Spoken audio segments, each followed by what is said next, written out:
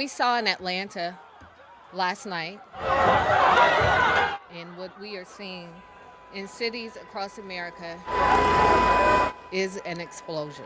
What should not be lost in this explosion is what this anger and frustration is about for so many across America. Our communities are sick, and they are tired, and they are now dying. After 9 p.m., no pedestrians shall stand or turn west on any streets or sidewalks or parking lots within the city limits.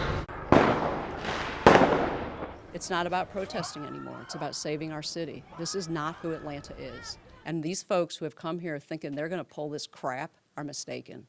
Yes, you caught us off balance once. It's not going to happen twice. I think enough is enough.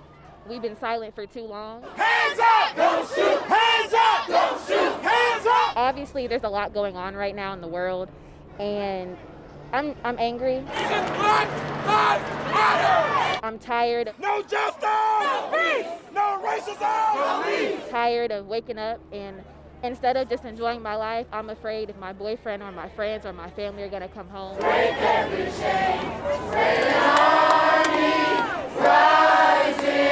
The more we do it, though, the more they're gonna hear us.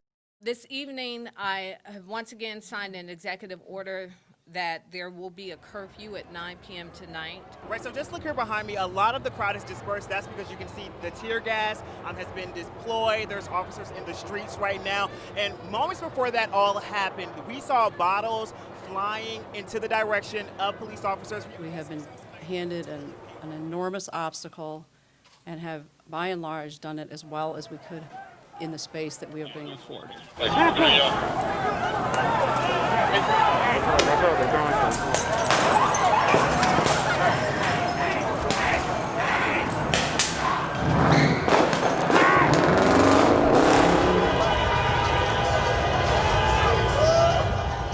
In Georgia have not all been violent. Many residents have joined together to chant, hold signs, and march through the streets to voice their opposition. Tonight marks the 4th night of protests in the city.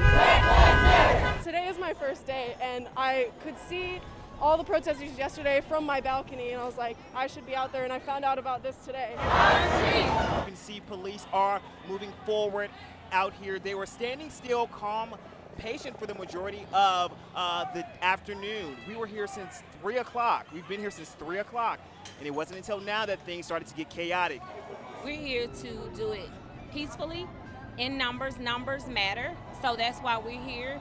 And, you know, when it's time to go home, we'll go home. I honestly feel like if people want to protest, then they should be able to protest for as long as they want to. I don't feel like people should be kicked off the streets for something they believe in. Like, if you want to protest in this, then it should be being protest for as long as you want to. Why are they trying to cut us off with a curfew? That doesn't make any sense.